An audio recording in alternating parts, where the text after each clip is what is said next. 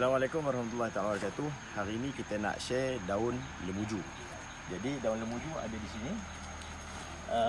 Yang ni rupa dia. Antara kegunaan dia adalah untuk penyakit batuk yang berpanjangan, susah nak hilang. Jadi kita ambil daun ni macam ini. Lepas tu kita tonyo-tonyo. Bila tonyo-tonyo sini dia akan keluarkan air. Dia akan keluar getah dia tu. Kemudian sapu kat dada. Sapu kat dada. Jadi itu saja tips untuk hari ini. Assalamualaikum.